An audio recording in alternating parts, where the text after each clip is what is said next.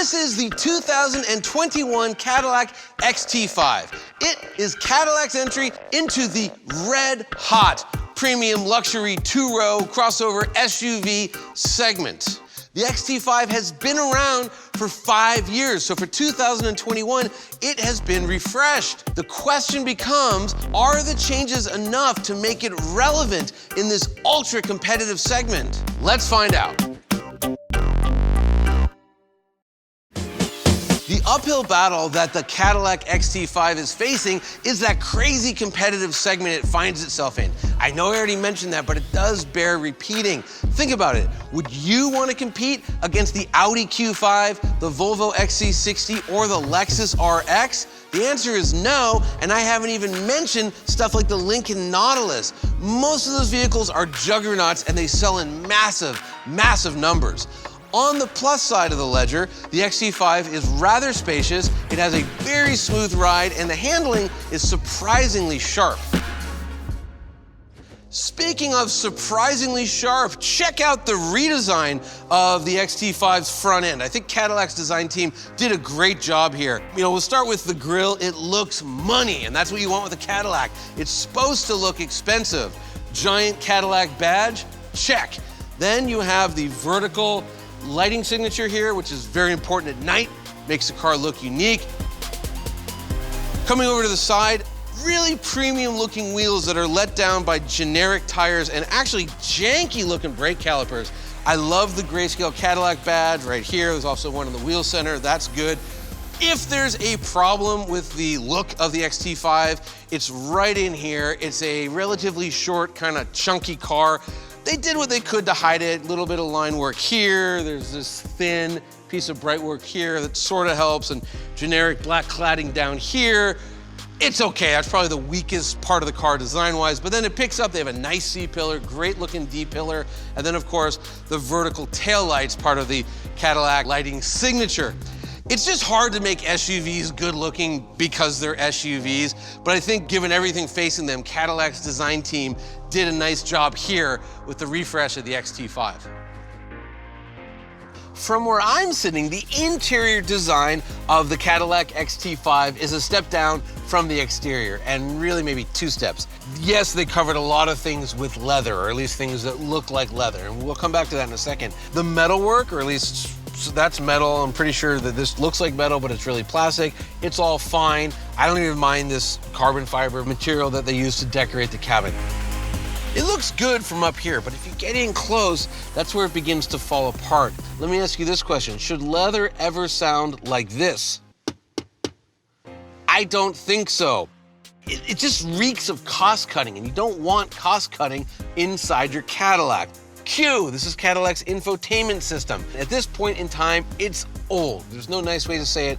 Old means it's cheap to manufacture because you've been doing it for so long, and that's what you get. It's a touch screen, but there are some secondary controls. That's mute, this is the home button, and as you can see, it takes you home just fine. It absolutely works. But what's weird is that's a home button, that's a home button. So they're like, 4 inches apart from each other forever. You'll have 2 home buttons. Why? I don't know. But then there's this thing right here, this little icon, which obviously is some sort of button.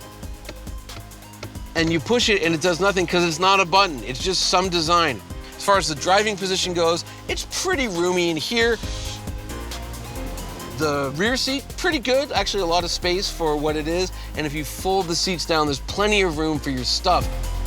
And I know I already said this, but in this freaky competitive segment, good enough will never be good enough. Let's talk performance. Most of the entrants in this segment have figured out a turbocharged solution for their motors. In fact, Cadillac is now using turbochargers on most of their sedans. However, the XT5 here soldiers on with a naturally aspirated, relatively large 3.6 liter V6. It makes 310 horsepower and 271 pound-feet of torque. Good numbers, not spectacular. All of that power goes to a 9-speed automatic transmission, which powers only the front wheels in this particular setup. And you might be saying, wait a second, doesn't Cadillac have a world-class rear-wheel drive architecture called Alpha 2? They could have, but there's some cost cutting built into the XT5. As a result, I mentioned that the ride is smooth and the handling is sharp, but it's not sporty. As far as fuel economy goes, 19 miles per gallon around town, 26 miles per gallon on the highway. As far as safety goes, the XT5 is a pretty safe SUV. 5-star overall crash rating, has a bunch of standard active safety features and a whole bunch of really cool optional ones, such as lane keeping assist and adaptive cruise control.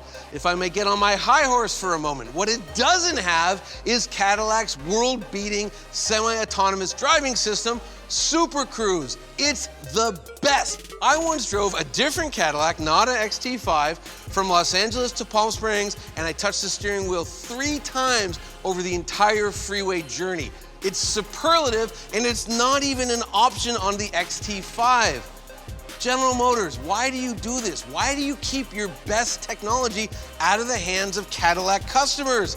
It makes no sense. I'm getting off my high horse now. How much? A lot, kinda.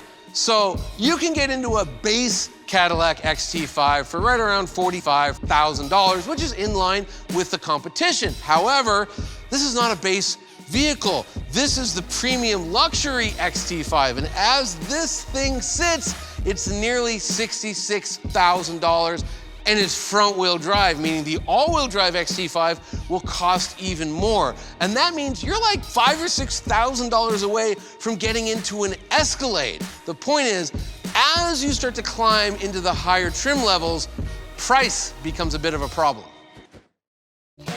If there's one thing I want you to know about the 2021 Cadillac XT5, it's that if you can control yourself with the options, there's a good premium SUV in there somewhere. It's got a strong design, it's powerful, it's safe, and as I mentioned, the ride and handling compromise is spot on. The trouble is that segment it finds itself in. When you want to get to that level of luxury and technology, the price of the XT5 just keeps spiraling up and up and up, and as such, there are better values and better vehicles to be found in this segment.